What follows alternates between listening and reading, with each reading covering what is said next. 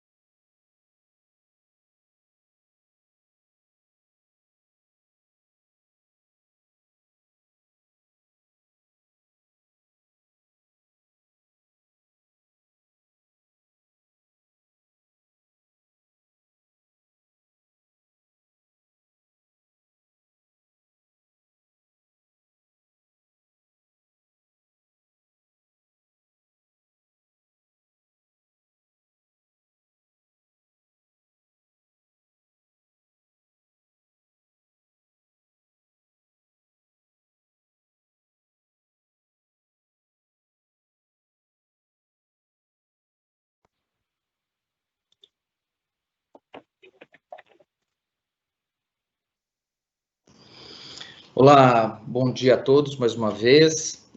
Para quem se conectou agora, aqui quem está falando é o Acácio. Eu sou responsável pelo fundo de pensão da AGE no Brasil. Na tela de vocês, por enquanto, está o slide, por onde vocês poderão fazer perguntas. Essa é a nossa segunda semana de bem-estar.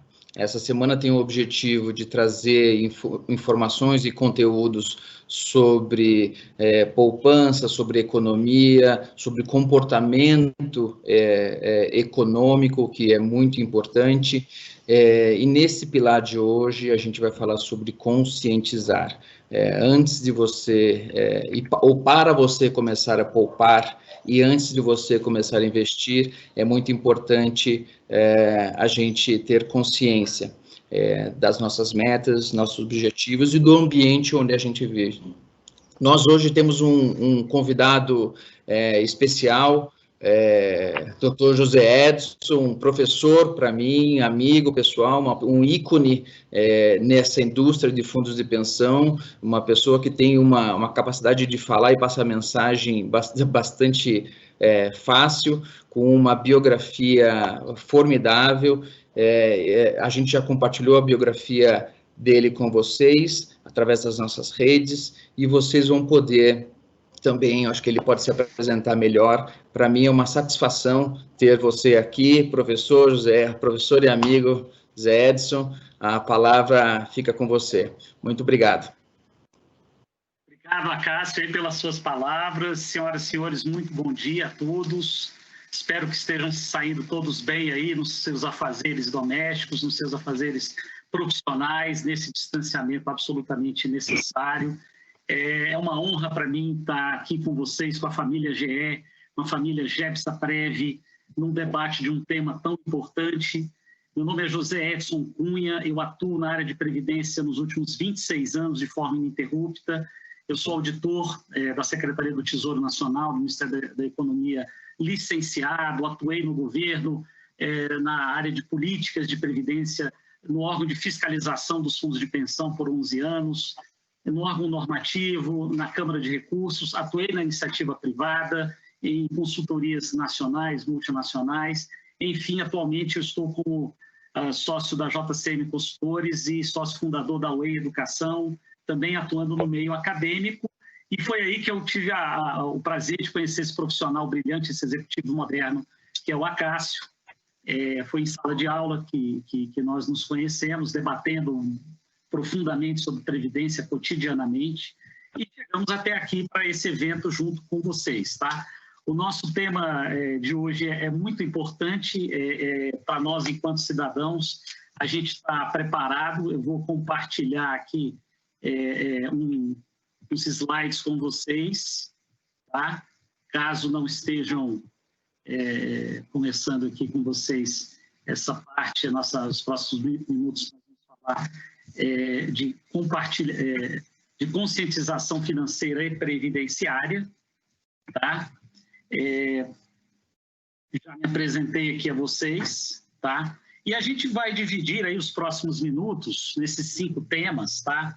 E a gente tem a pretensão de fazer uma viagem, uma jornada nesses 45 minutos, antes dos 15 minutos de debates que a gente vai ter com vocês, aproximado.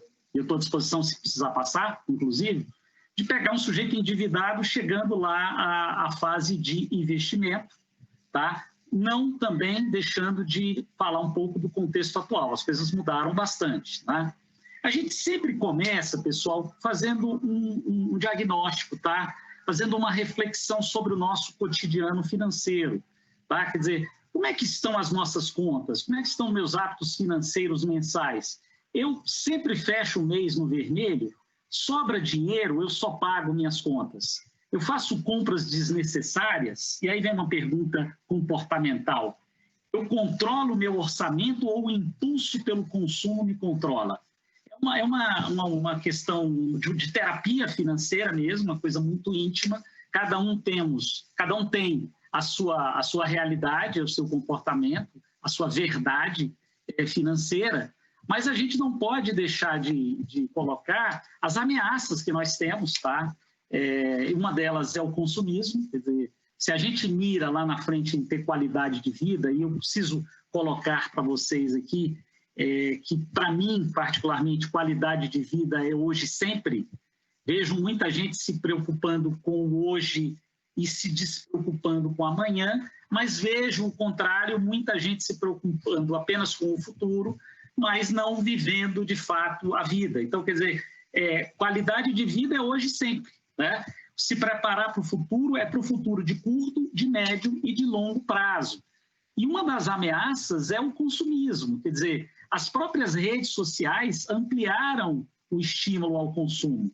Nós já tínhamos ali nos canais de rádio, de televisão, um estímulo forte ao consumo, as próprias propagandas empurram nessa direção, mas com a internet a gente passou a ter a facilidade da compra online e ainda, vamos dizer assim, com um agravante de que, por exemplo, 38% dos usuários de cartão de crédito tiveram seu limite ampliado sem solicitar, tá? Então, quer dizer, com relação às pesquisas que a gente tem dos clubes de diretores lojistas, do serviço de proteção ao crédito, ou seja, com isso o recurso acaba indo embora porque a gente tem o consumismo, e o consumismo, essa atitude consumista, ela nos leva ao risco do endividamento. Tá? Esse endividamento nos leva a um vilão. Esse juro composto, esse tal de juro composto, ele pode, de fato, ser o grande vilão da nossa vida financeira.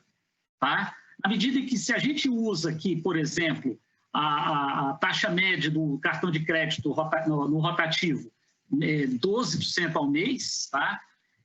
A gente com uma dívida aí de R$100, a gente, em 6 meses, a gente já tem quase dobrado essa dívida.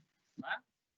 No final do ano, a gente tem quase que quadriplicada. Então, assim, o juro composto, ele pode ser o grande vilão da nossa vida financeira, se estamos endividados. Ora, ele também pode ser o grande mocinho, tá? Como uma frase atribuída a Albert Einstein, quando ele diz lá que os juros compostos são a 8ª maravilha do mundo. Ou seja, aquele que o entende ganha, quem não o entende paga, tá? É muito importante colocar isso. Uma coisa é você estar endividado e ter o juro composto trabalhando contra você de uma forma significativa. Ainda temos juros altíssimos no Brasil quando somos devedores.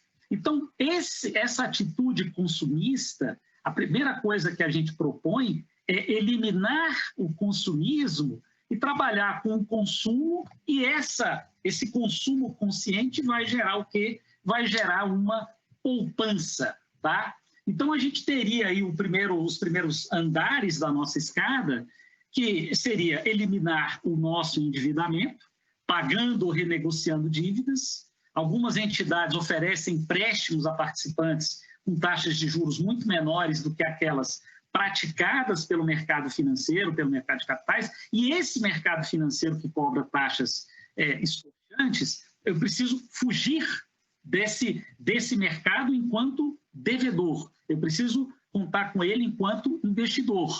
Para isso, eu teria um consumo consciente, quer dizer, elimino o endividamento, passo a ter um consumo consciente com efetivo controle dos gastos e passo a poupar, passo a ter que criar o hábito de poupar.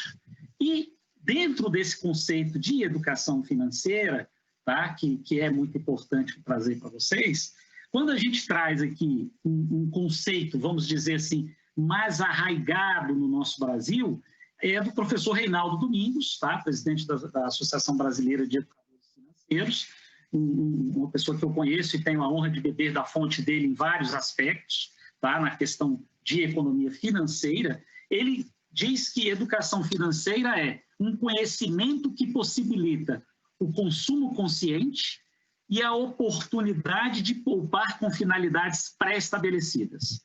A educação financeira é um comportamental, portanto, é uma ciência humana e não uma ciência exata. Ela se vale, muitas vezes, de ciências exatas, quais sejam matemática financeira, estatística, as planilhas em Excel ali como instrumento, mas ela é comportamental na medida em que ela avalia também hábitos. Então, a ciência humana, tá, que ensina o comportamento de como utilizar o dinheiro que entra e o dinheiro que sai. Tá? Então, é muito importante a gente colocar e desmembrar esse conceito em dois. E começar com vocês falando da oportunidade de poupar com finalidades pré-estabelecidas. Vamos abrir essas cortinas aqui de qual seria essa forma. Vamos imaginar que a gente comece também a construir a nossa catedral financeira, o nosso futuro financeiro, com uma provisão para eventualidades, essa caixinha vermelha, tá? Em que eu tenho ali uma reserva para acidentes. Olha, eu tenho um carro, mas não tenho seguro para o carro. E se eu bater o carro? Eu tenho recursos para consertar esse carro e, quem sabe, pagar dano a terceiros. O meu filho jogou futebol, chutou a bola na vidraça do vizinho. Eu tenho recurso para pagar a vidraça do vizinho? E se eu ficar desempregado, eu tenho algum recurso para eu passar por esse período sem renda? Então, são provisões ali para eventualidades, e muitas vezes as pessoas se valem de investimentos de renda fixa, tá? Conservadores, porém líquidos. Tá? E logo acima, nós teremos provisão para objetivos específicos, em que a gente propõe que você divida em caixinhas. É uma decisão muito particular, o número de caixinhas vai depender muito do seu perfil, tá? Mas aqui apenas a título de sugestão, se nós temos um curto prazo, tá? Aqueles sonhos ou aquelas necessidades para daí a 1 ou 2 anos, uma viagem de férias, uma troca de notebook, ou até a troca do seu carro, dependendo do seu nível financeiro, de sua vida financeira, um curso rápido, uma pós-graduação, enfim, você fazer uma provisão para essas necessidades ou para sonhos de curto prazo. Você pode ter uma segunda caixinha para médio prazo, e aí a gente coloca aí pela literatura de 3 a 9 anos. Nós estamos falando aí, por exemplo, de uma festa ou um casamento, uma festa ou uma viagem de casamento, por exemplo, pagar a faculdade do filho, da filha, um mestrado fora do Brasil, um plano para a imigração, alguma questão nesse sentido, tá? E, normalmente, o que a gente tem visto no mercado são aplicações, né, fundos multimercados mais conservadores, NTNBs, enfim, gasto para essas questões de médio prazo. E longo prazo, aí sim, acima de 10 anos, a gente está falando, por exemplo, da compra da casa própria e estamos falando do longuíssimo prazo, que é a nossa aposentadoria, que vai ser aquela fase que nós estaremos sem renda, fase pós-laborativa, em que o meu plano de saúde será mais caro. Aí vem uma pergunta: nós estamos preparados para o risco de sobrevivência, para a gente passar por toda essa vida, por toda a fase laborativa e chegar lá na frente tendo qualidade de vida? Uma observação que a gente coloca com relação a essas provisões para objetivos específicos: planejar a longo prazo e ser apto ao risco são fatores mais relevantes do comportamento de poupança do que o conhecimento sobre temas como juros, inflação e diversificação de riscos. A gente vê que muita gente com formação acadêmica não tem o hábito, formação acadêmica na área de economia, por exemplo, muitas vezes não tem o hábito de poupança, de pensar no longo prazo, de ter um mindset que se prepare de novo para a qualidade de vida hoje e sempre.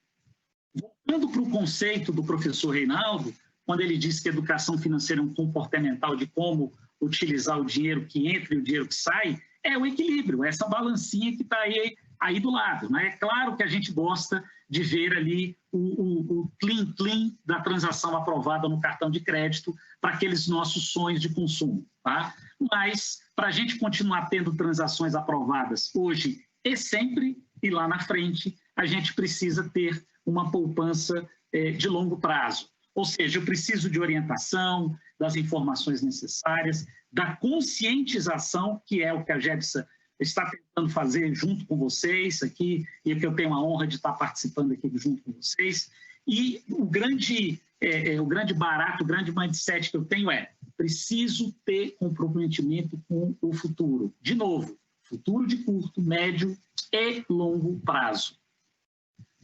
Nesse sentido, pessoal, o capítulo 1 de qualquer livro de educação financeira e previdenciária, lembro do meu filho, o caçula, quando estudou educação financeira e previdenciária, chegou em casa, me mostrou esse livro e eu, muito orgulhoso da escola dele, está oferecendo essa disciplina, lembrando que os filhos mais velhos não tiveram essa disciplina na mesma escola, inclusive. O capítulo 1 ele fala muito da diferença entre necessidade e desejo. Tá? O que de fato é necessidade? O que é apenas um desejo? Eu noto que se a gente aprende isso no primeiro momento, fatalmente a nossa vida financeira pode ser mais equilibrada. Fatalmente a nossa vida previdenciária pode ser mais equilibrada. Vejo pessoas de 40 anos que ainda não descobriram o conceito básico, a diferença básica entre necessidade e desejo. E como ferramental que a gente sempre propõe a questão do orçamento, tá?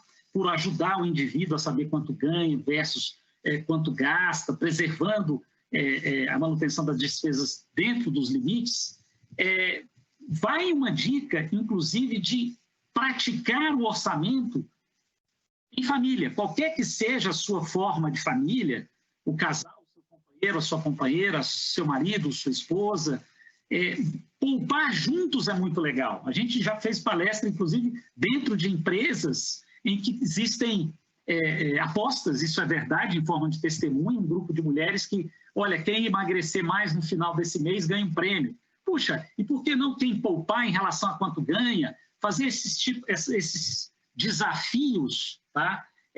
No sentido do orçamento em grupo, tá? É muito legal você praticar o seu orçamento, não é só ter o orçamento, é você entendê-lo, você praticá-lo.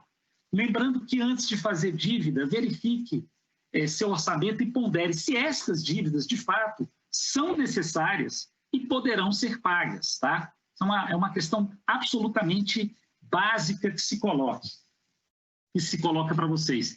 Deseje poupar, se comprometa com o seu futuro, tá? De fato, você tem que estar comprometido com o seu futuro. Defina os objetivos de curto, médio e longo prazo a fim de atingir as suas metas. É importante que você até concretize alguma coisa. Do lado daquelas caixinhas que nós colocamos, você coloque uma imagem, aquele sonho, aquele curso que você quer fazer fora, o seu primeiro imóvel próprio. Enfim, defina os seus objetivos a fim de atingir suas metas, definindo prazos possíveis, desafiadores, mas possíveis. Organize-se, obtenha informações necessárias para aumentar seu rendimento, sim, brigue para aumentar o seu rendimento, continue se preparando, estudando e se comprometendo junto à GE para você ter seu crescimento, minimizando seus gastos sem ser muquirana. Poupe regularmente, torne isso um hábito. E aí sempre vem aquela questão, puxa, eu consigo poupar aquilo que sobra. E conheço alguns mais disciplinados que poupam primeiro um valor pré-definido e depois organizam o que sobra dentro dos gastos. Tá? Portanto, a gente já teria uma escada um pouco maior. Já eliminamos o endividamento, já temos o consumo consciente, já conseguimos poupar, temos que saber investir, acompanhar esses investimentos e uma coisa que eu vou repetir 3 vezes na nossa fala hoje. Monitore a sua renda futura. Acompanhe, de fato, esses investimentos com foco na sua renda. Não seja um participante Pôncio Pilatos, que diz, olha, eu já tenho GEPSA, eu posso lavar as mãos que eu estou tranquilo. Não. Avalie qual é a sua contribuição, avalie quanto essa contribuição vai lhe propiciar em termos de benefícios futuros e avalie se esses benefícios futuros lhe darão conforto na fase pós-laborativa. Ou seja, exercite sua mentalidade em relação ao dinheiro, conheça e obedeça seu orçamento, estabeleça metas possíveis e mensuráveis, eduque-se um ser financeiro, torne um hábito de vida, de novo, sem ser muquirana, aprenda a poupar e aprenda a investir.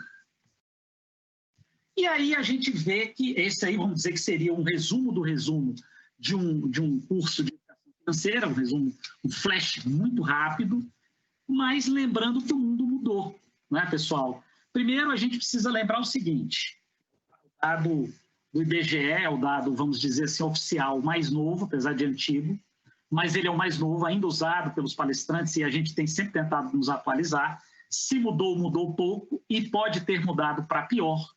Mas essa pizza quer dizer para vocês o seguinte, apenas 1% dos aposentados no Brasil hoje são independentes financeiramente. 1%. 25% ainda trabalham, e desses 25% não temos a estratificação de quantos trabalham porque precisam, ou trabalham porque gostam, ou as duas coisas. Não existe essa estratificação. 46% dependem de parentes, que bom que tem parentes, e que esses parentes são bondosos. E o que é mais grave, que está em vermelho na nossa pizza, é 28% dependem de caridade. É horrível. Eu gostaria de trabalhar, e trabalhar muito, para estar dentro do 1%, tá? Não do Wesley Safadão, mas do 1% aqui do gráfico de pizza aqui do nosso IBGE. Guardem esse 1%, porque a gente vai fazer uma análise lá na frente desse número, tá? O mundo mudou, conforme a gente disse, tá? A gente tem no Brasil 3 pilares de previdência. O nosso regime geral de previdência social, na verdade, ele sofreu uma reforma porque, primeiro, ele é uma mãe, tá? Ele paga aí 10 benefícios, olhem só que coisa, tá? 10 aposentadorias, tá? São 4 aposentadorias, 3 auxílios, 2 salários, 1 pensão. Para cursinhos de concurso do INSS, a gente ensina 4321, tá? São 10 benefícios pagos dentro de um conceito de homem previdente. Ou seja, o que é um homem previdente? É aquele que está preparado para todos os riscos que podem acontecer na sua caminhada. O sujeito pode adoecer, o sujeito pode se invalidar. No caso de mulher, pode engravidar. Você tem questões aqui, o sujeito pode ser preso. Existe, inclusive, o auxílio reclusão, em que a família recebe um salário mínimo enquanto o progenitor ou a progenitora estão, por exemplo, cumprindo pena, desde que este esteja contribuindo o INSS. Ou seja, é uma mãe, são 10 benefícios, mas que foi, na verdade, desenhado num cenário completamente diferente de hoje, em que as famílias tinham, em média, 6,2 filhos e a expectativa de vida era muito curta do brasileiro ao nascer. Esse gráfico mudou absolutamente, tá? Nós temos hoje, por família, por volta de 1,7.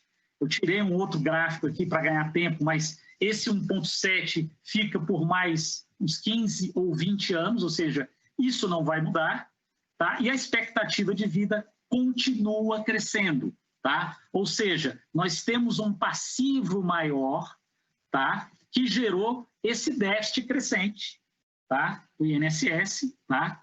Veio crescendo e disparou de 2016 para cá, por vários motivos, tem palestras só sobre isso, o próprio fator 85, 95, dentre outros, e esse déficit acabou gerando uma reforma da Previdência que está na emenda constitucional número 103 de 2019, antiga PEC 06. E, entre outras coisas, não é o nosso objetivo hoje, mas só dando 2 pontos aqui para vocês, começando com a segunda caixinha, que vamos abordar só as duas de cima, pessoal. A idade mínima, isso a imprensa explorou bastante, idade mínima para as mulheres 62 anos para aposentar e dos homens 65 anos, ou seja, nós ficamos mais tempo agora contribuindo e menos tempo recebendo, ok? E um ponto pouco explorado pela imprensa, mas que é importante a gente colocar, é que a gente tem uma mudança estrutural no nosso benefício. Antes nós temos a média das 80% maiores contribuições, tá? A média das 80% maiores contribuições, eu expurgava as 20% menores, e agora, que é o que foi a proposta que foi aprovada, a média das contribuições. A depender da oscilação, da volatilidade, entre aspas, do seu nível de contribuição, a sua perda vai ser aproximada de 15% no seu benefício. Conclusão desse slide: sim, dependemos mais da GEPSA-PREV do que dependíamos antes da reforma. Vamos lá. Diante desse novo cenário, o que a gente tem? A gente tem a Previdência Complementar, tá? E aí já cabe aqui lembrar a quem está assistindo que pode estar ficando nervoso com o que a gente já mostrou, mas somos privilegiados, temos Previdência Complementar. Num cenário desse do nosso país, nós temos uma ocupação remunerada, emprego, um plano de saúde e um plano de previdência, eu diria que nós estamos dentro de 3% da população economicamente ativa. 1, 2, 3% da população economicamente ativa tem esses 3 benefícios, entre aspas.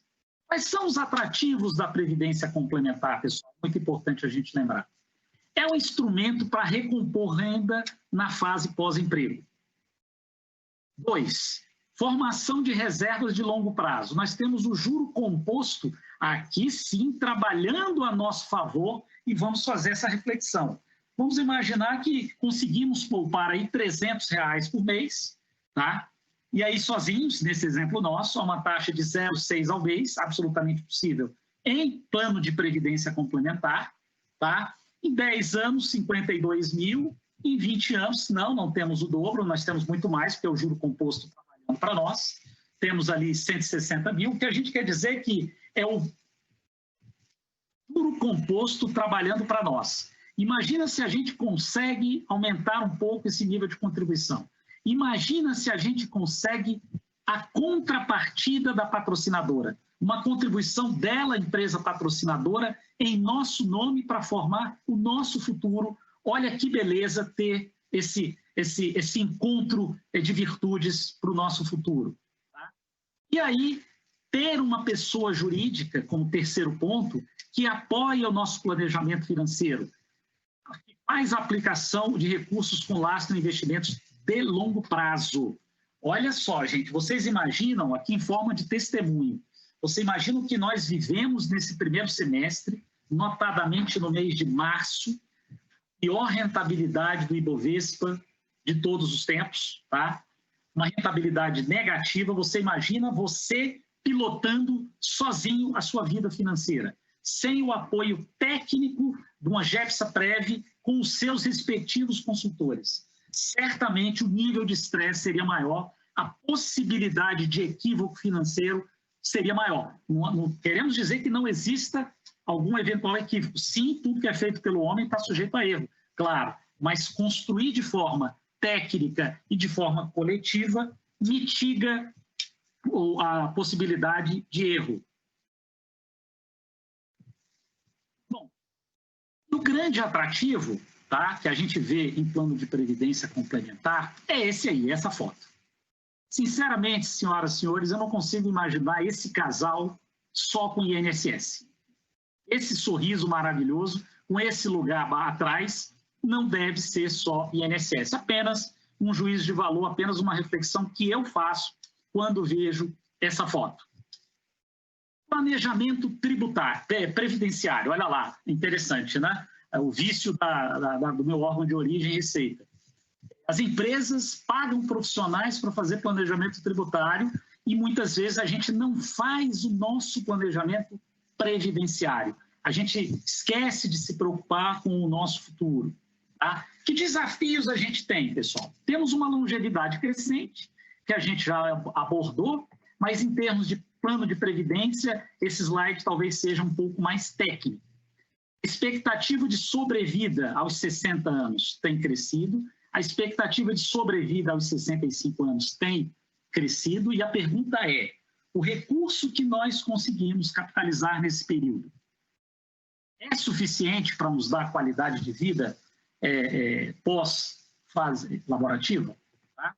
Segunda reflexão, custos com saúde. É um outro desafio que nós temos. É importante colocar, pessoal, que lá na frente nós teremos um custo com saúde maior do que temos hoje.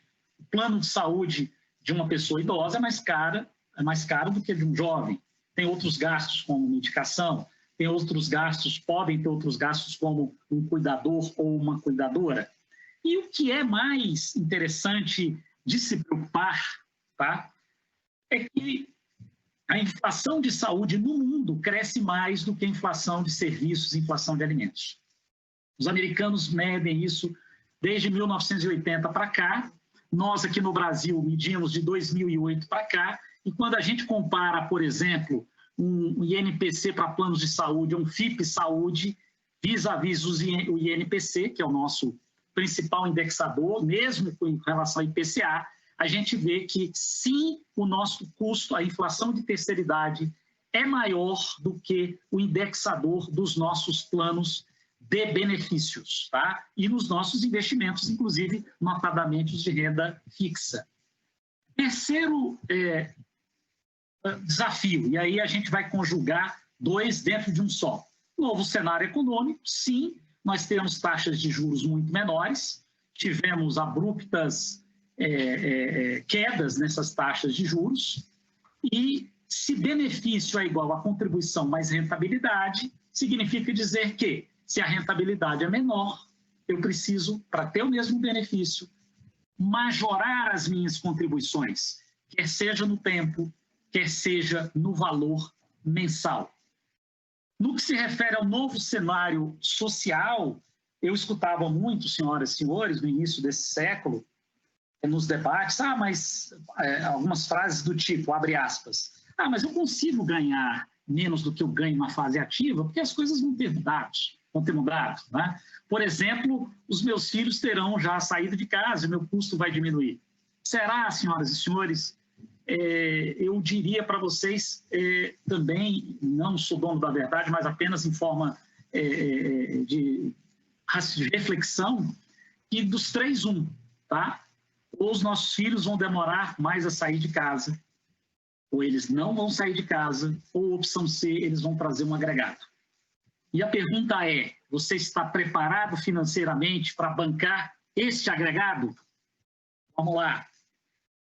Quarto desafio, temos uma total falta de educação financeira e previdenciária na população brasileira.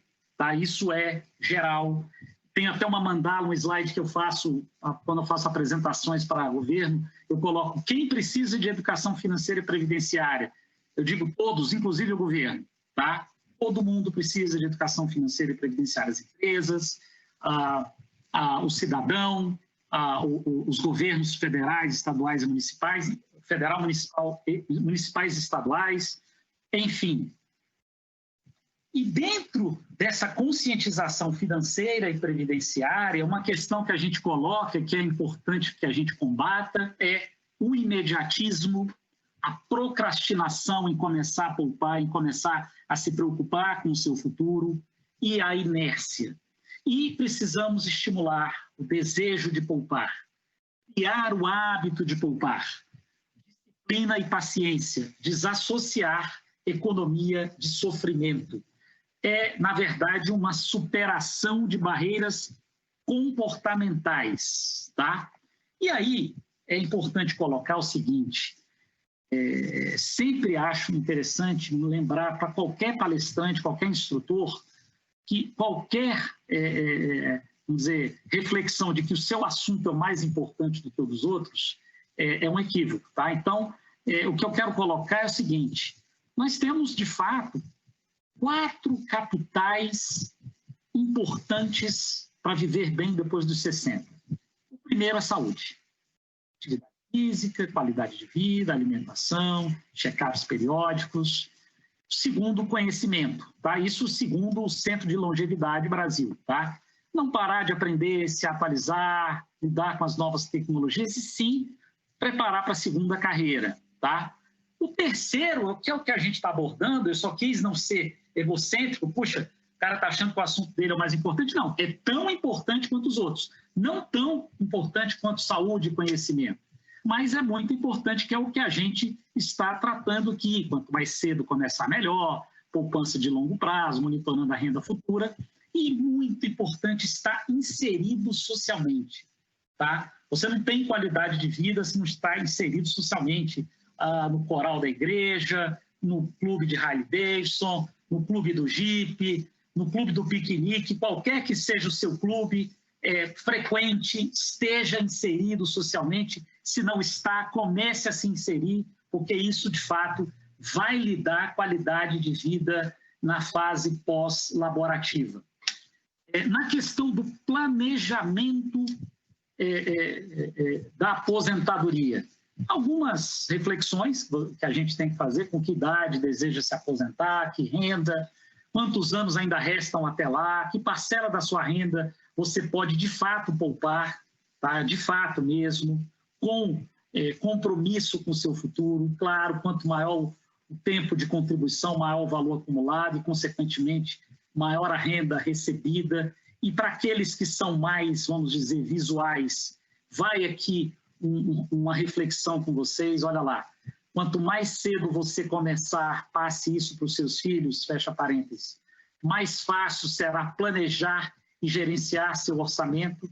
Ora, se você tem lá na frente o seu desafio de formar um montante para conseguir aposentar, se você começar cedo, você vai ter uma subida, vamos dizer assim, agradável, vamos dizer assim, não tão sofrível, tá? Se você demora mais, você vai escalar uma montanha de verdade para conseguir esse mesmo recurso. E se você postergar demais, você vai ter que subir de rapel essa montanha que é para você chegar lá na frente com qualidade de vida. Isso é, de fato, conscientização, tá? Um formato tupiniquim, uma imagem tupiniquim bem nacional de como se preparar para o futuro, seria ter 3 pilares: a previdência social, uma previdência complementar e uma poupança individual para fazer frente às necessidades de hoje e futuras e, quem sabe, realizar alguns sonhos que, porventura, vocês têm, e eu tenho certeza que têm. É importante colocar que, não obstante aquelas chuvas de letrinhas, CDB, LCI, LCA, Tesouro Direto, Tesouro Selic, Tesouro Pré-fixado, se você não tem tempo para estudar tudo isso, esse é o grande veículo de formação de poupança de longo prazo. Previdência privada. Por quê? Porque ela diversifica a sua carteira de investimentos com foco no longo prazo. Isso é muito importante. Tá? Você tem pessoas que se prepararam para isso, que se valem de consultorias também preparadas tecnicamente para esse rico e denso debate. Tá? Então, você tem ali uma carteira absolutamente diversificada para fazer frente ao seu futuro. Tá? E, além disso, se você faz a sua declaração de ajuste anual, pessoa física, no modelo completo, tá? Você pode abater 12% da sua renda anual. Portanto, você tem um diferimento do seu imposto de renda pessoa física. Tá? Agora, não basta só optar, pessoal. Você tem que optar, quer dizer, a decisão, a adesão ao plano e a execução. Né? A acumulação de poupança previdenciária que tem que ser casada com o acompanhamento do seu plano de previdência, da avaliação, tá? Do processo de monitorar a sua renda futura. Olha, eu falando pela segunda vez sobre isso. Tem que ser um processo permanente, tanto a execução quanto a avaliação. Para você que já é participante, tá? Que bom, né? Que ótimo, você está dentro dos 3% de privilegiados da população economicamente ativa, mas mesmo assim, revisite o seu nível de contribuição, tá? Quer seja no valor, quer seja no tempo, acompanhe as opções de investimentos, tá? Seu apetite a risco, tome as rédeas de seu planejamento de vida, não terceirize o seu futuro.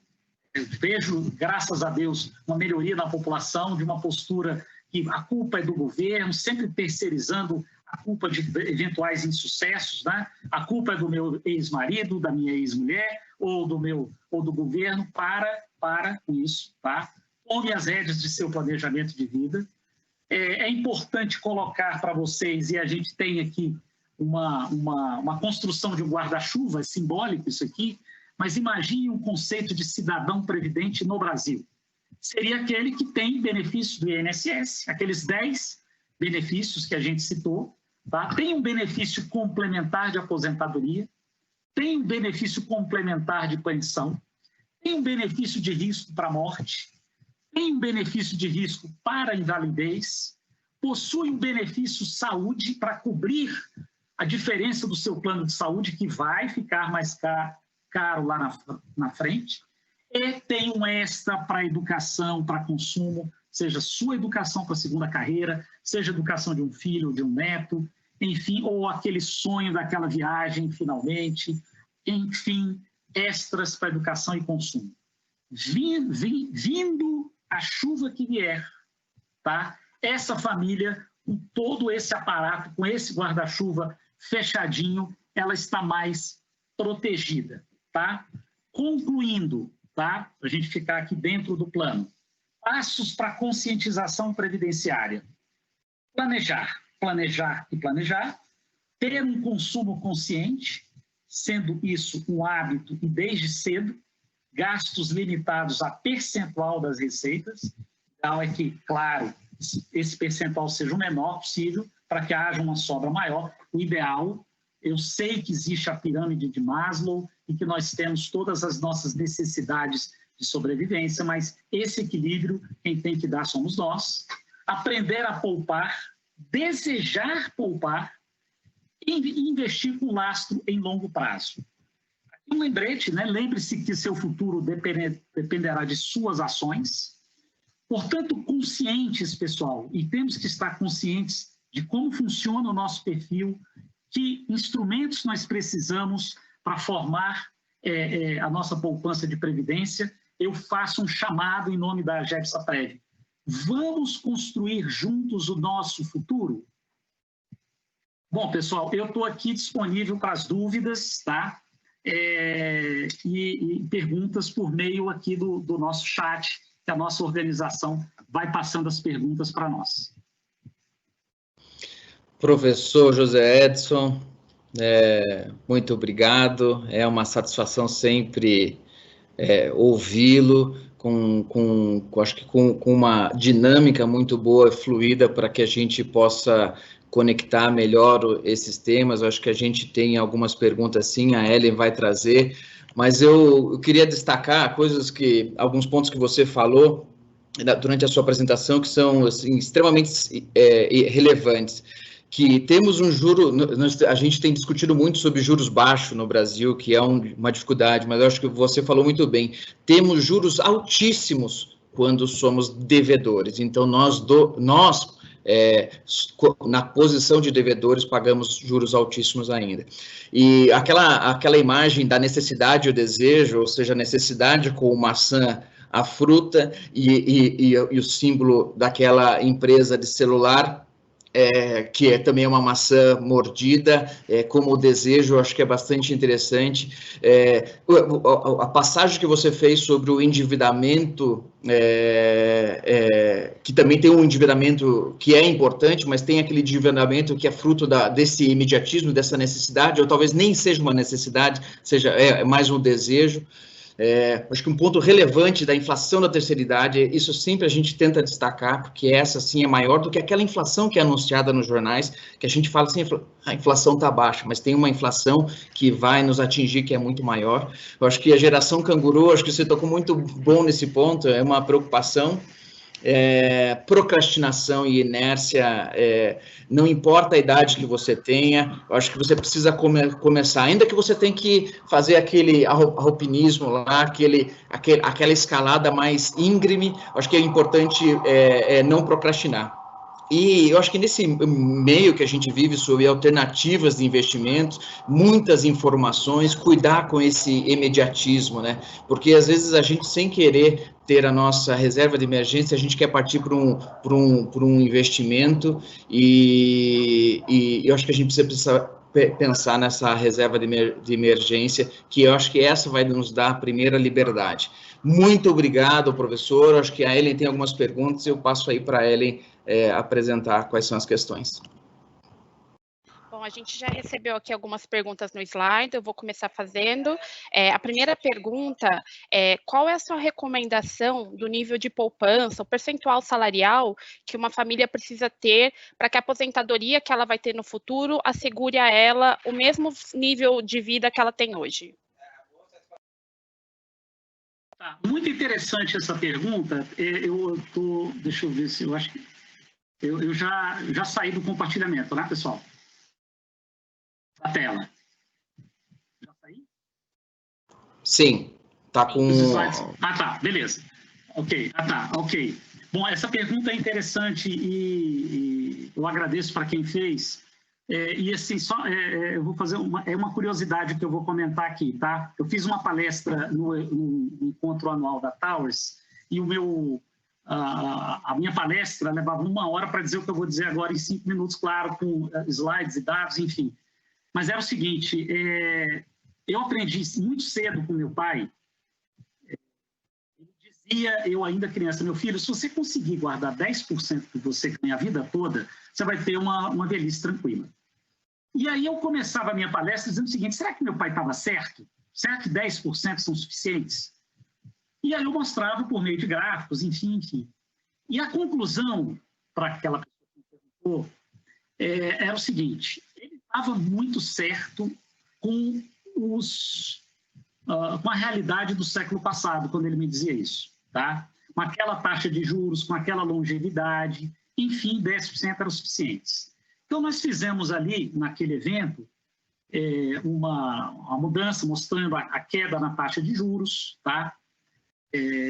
Mostrando o aumento da longevidade, quanto eu teria quanto eu teria que poupar para ter qualidade de vida no futuro. E com um conceito. Eu usei o conceito da OCDE, Organização para a Cooperação e Desenvolvimento Econômico, quando eles dizem lá que a média de reposição nos países da OCDE é de por volta de 65% do último salário. Tá? A conclusão que a gente chegou naquela data era que, para ter a qualidade de vida, para ter os 65% com longevidade, eu teria que, não eram 10%, eram 19%. Eram 19%. Eu diria que a gente precisa, inclusive, atualizar um pouquinho mais, tá? E eu chegaria, claro que depende de quanto você ganha, tá? Claro que depende de quanto você gasta, mas eu diria que 25%, tá? Quando você se prende no número, você tem grandes chances de ser criticado. Mas eu gosto sempre de ser verdadeiro e de responder a pergunta. Eu trabalharia não mais com os 18, 19 que eu achei naquele debate técnico, eu seria mais conservador e teria os 25% de poupança na média. Vai ter momentos que eu não vou conseguir fazer isso, claro, eu vou estar pagando minha pós-graduação, vou estar pagando, enfim, alguma questão para algum filho ou para mim mesmo, enfim, estou me formando profissionalmente e tal. Mas vai ter fase que eu vou ter que compensar aquele período que eu não poupei com algum percentual um pouco maior para eu ter na média os 25%. Excelente. Acho que ficou bem respondido. Nós temos uma outra pergunta aqui, professor, dizendo o seguinte: primeiro, parabenizando, o Félix está te parabenizando pela apresentação. Ele está perguntando qual é a sua recomendação para um fundo de reserva? Aquela reserva, aquele quadro vermelho, né? Aquele quadro vermelho que a gente colocou, que é o fundo para reservas de contingências, aqueles acidentes domésticos, cotidianos. Isso. E tudo mais.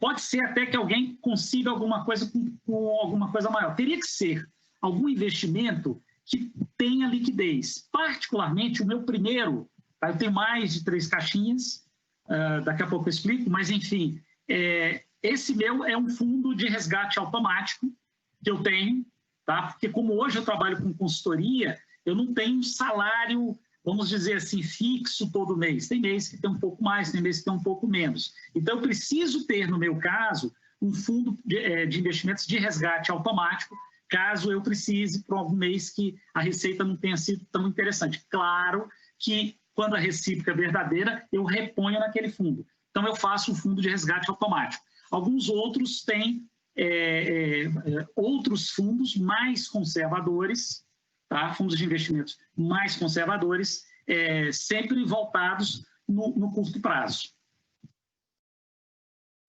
Ok. Temos uma outra pessoa aqui perguntando qual é a sua opinião pessoal sobre alguém, um participante, fazer aportes adicionais na GEPSAPREV, além da contribuição básica que eles têm todos os meses. Excelente pergunta, tá? Vamos lá, eu classifico, senhoras e senhores participantes, e se eu der algum exemplo muito eloquente, é meu vício de sala de aula, que às vezes você está ali num debate, a química é tão boa com os alunos que você acaba dando exemplos muito didáticos e pode ser que seja eloquente demais. Mas o exemplo que eu vou dar é o seguinte: nós podemos classificar os participantes em vários, os empregados, os participantes em vários grupos. Aquele que não tem plano de previdência. Eu chamo, como ele está à margem de um processo interessante, ele é um marginal. Tá? Não no tom pejorativo, mas ele está à margem de um processo. Então, eu chamo, esse cara é um marginal, ou seja, ele está à margem de um bom processo em prol do futuro. O segundo é aquele que entra e faz a contribuição mínima. Então, ele já é meio que Pôncio Pilatos. Ele diz assim, eu já entrei na GEPSA, precisa mais nada. Então, é aquele que eu digo, mas você está monitorando a sua renda. O terceiro é aquele que contribui até o limite da dedução dos 12%. Eu vou chegar na contribuição adicional agora. Ele contribui até o limite dos 12%. Aí diz, puxa, eu já vou até o limite. E ali ele está se achando, hein? Ele está se achando. Ele fala, nossa, eu sou um Einstein. Gente, nem sempre a sua contribuição até o limite dos 12% da dedução do imposto de renda da pessoa física é suficiente para lhe dar qualidade de vida. A contribuição adicional é um ótimo mecanismo, porque ela vai dar esse plus para que você consiga formar alguma coisa melhor para o futuro ou tirar o atraso de alguma coisa do passado mesmo. Tá? Então, eu sou a favor da contribuição adicional, sim. Agora, vamos aprofundar. Desculpa aí para aqueles que ainda têm outras perguntas, mas eu preciso adicionar agora uma questão. Tributariamente vale a pena? Você me devolveria essa pergunta. Tá? Tributariamente vale a pena? Talvez não. Por quê? Porque você não vai mais deduzir daí para frente. Então, essa pequena diferença da contribuição adicional, nela, talvez você seja, eu digo talvez se não mudar a tributação, você seja bitributado. Então, o que acontece na prática? Eu tenho esse compromisso com a verdade com vocês. Acontece o seguinte, se contribui no fundo de pensão até o limite dos 12, tá? Até o limite dos 12, é o que a gente tem visto em termos de planejamento tributário, e o que excede os 12, eu vejo algumas entidades fazendo participantes fazendo VGBL. Por que o V? Porque a tributação incide só sobre o rendimento, e aquele recurso já foi tributado na fonte. Então, se você coloca no PGBL ou num fundo fechado, ele vai sofrer uma bitributação. Excelente. Voltando um pouquinho novamente, tem muitas perguntas falando sobre reserva de emergência, fundo de reserva, e aí uma pessoa que colocou que ele viu uma vez na revista Exame, colocou até um detalhe aqui para quem quiser olhar depois, que a capa tinha o Mick Jagger, que um bom número para a reserva de emergência de uma pessoa seria o equivalente a 9 salários anuais. 9 salários no ano, né? Para ele ter poupado para aposentadoria. Você acha que tem um número adequado? Como que isso funciona, professor? Tá. Então, só para o resto do público lembrar, a gente tinha respondido os 25% no que se refere ao fluxo mensal. A nova pergunta é com relação ao número de salários por ano. Tá? Eu diria que num país como o Brasil, eu acho isso exagerado. Se você colocar 9 salários em 13, né? 13 é a média, é claro, tem bônus, tem 14, 15, dependendo da empresa, mas na média a gente tem mesmo 90% dos empregados recebe 13 salários. Você conseguir guardar 9, acho muito difícil. Se você conseguir, eu bato palmas. Eu tenho um cliente aí em São Paulo, de uma multinacional, que ele fala para mim que ele consegue guardar 70% da renda dele, mas eu, observando ali o núcleo familiar, ele e a esposa trabalham e eles não têm filhos. E normalmente eu que tenho pago o almoço dele quando eu vou a São Paulo. Então, eu estou entendendo como é que ele consegue os 70%. Acho 9 salários muito, tá? Acho muito. Uma questão que eu preciso colocar aqui por um slide que eu passei rápido por causa do tempo. A questão quando eu falo também da formação de um benefício, de uma reserva para pagar plano de saúde. Particularmente, como eu venho do governo, a gente criou um projeto de lei que cria, na verdade, tem o prédio de saúde para as seguradoras e tem o flexibilidade para fundo de pensão, que daria para você uma capitalização para formar um recurso para pagar o seu plano de saúde no futuro. Qual era a vantagem do projeto? Não haveria incidência tributária. Zero. Zero. Por quê? Porque você vai capitalizar no fundo de pensão, entidades sem fins lucrativos, e vai usar em plano de saúde. A despesa com saúde hoje já é toda deduzida. A grande vantagem seria a capitalização. Portanto, não haveria incidência tributária. Como esse projeto até hoje não foi aprovado, eu tenho um plano de previdência, tá? Faço uma contribuiçãozinha ali, mas já faço há muito tempo, para custear o plano de saúde meu e da minha esposa.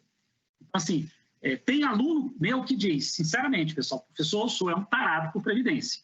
Não, eu respeito o futuro, o desafio que vem. Se eu estiver errado, naquele gráfico que eu mostrei, e o custo de saúde não crescer tanto, e a minha renda mensal dê para pagar o meu plano de saúde também sem usar esse recurso, eu vou usar numa viagem, numa melhor qualidade de vida, enfim, reticências. Tá? Então, só para complementar essa questão. Tá, eu vou fazer a última pergunta agora, professor, e queria avisar as pessoas que estão assistindo que nós tivemos algumas perguntas que eu não vou poder fazer hoje, mas nós vamos ter na palestra de amanhã e de quinta-feira temas relacionados a essas perguntas. Então, muito provavelmente essas perguntas serão respondidas amanhã ou depois. A pergunta que eu vou fazer agora, por último, é o seguinte, uma pessoa está perguntando, você, como pai de família, o que você pensa sobre fazer investimentos no nome do seu filho ou filhos para acelerar a previdência deles no futuro? Existem opções para isso? Excelente pergunta. É um dos slides que eu apaguei, porque com muita dificuldade, porque eu me apego aos slides, é quase um filho, um slide, tá? Comentei isso com a equipe da Gebson ontem. Um dos slides que eu comentei são dicas para a aposentadoria, e numa delas a gente fala que, é interessante dizer isso, mas a partir da crise de 2014, tá, vem se observando um fenômeno interessante. Aquelas pessoas que poupam, detalhe, 67% dos brasileiros não poupam. Quando poupa, a média de poupança é R$ 546, segundo essa pesquisa do SPC, da Confederação Nacional dos Diretores Lojistas, tá? Brasileira, tá? Então, vamos lá, 67% não poupa, dos que poupam, 546 é a média da poupança e 66% tem como seu principal investimento a poupança, exatamente pelo medo do risco, alguma coisa. Agora, desses que poupam, tá? O percentual desses que poupam, que está poupando em nome dos filhos, vem crescendo. É interessante dizer isso. Porque as pessoas estão tomando consciência de que, sim, o grande barato é a poupança do longo prazo. Tá? Hoje, você tem as próprias instituições financeiras que vêm, por meio dos PGBLs e VGBLs, trazendo, vamos dizer, trazendo opções. As plataformas hoje também têm planos de previdência, é interessante, não é só investimento financeiro, tem planos de previdência, e os fundos de pensão vêm oferecendo planos família, em que o seu cônjuge, tá? O seu filho, o seu neto, e em alguns casos, em muitos casos, basta ter o vínculo afetivo, você pode oferecer um plano família, usando a própria GEPSA, por exemplo, tá? Que tem uma credibilidade maior, quer dizer, claro, está dentro do grupo GE, ninguém tem dúvida de que é uma coisa crível, absolutamente crível. E com uma rentabilidade histórica maior que PGBL e VGBL. Tá? Então, isso é importante colocar.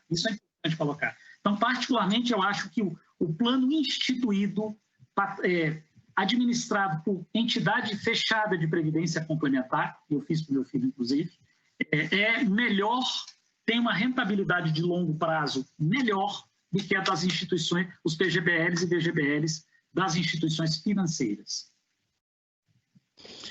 Professor José Edson, muito obrigado pelo seu tempo, pelas suas palavras aí, por trazer essa conscientização para a gente. E eu acho que tem várias questões que a gente poderia abordar. Quem está nessa indústria é apaixonado, você sabe disso, a gente fala sobre isso daí, então é difícil para a gente parar, mas quero agradecer e dizer, acho que só para acrescentar aí, que as contribuições que vão além dos 12% também são úteis por um planejamento sucessório, e que isso contribui muito ainda com esses itens CMBs, esses impostos que estão sendo discutidos aqui no âmbito de São Paulo. Muito obrigado a todos. Eu deixo aí para você fazer suas considerações finais, agradecendo a todo o público que ficou conosco, e sigam as nossas redes sociais, e amanhã e depois a gente tem mais algumas sessões. Muito obrigado, professor José Edson, suas considerações finais e um grande abraço.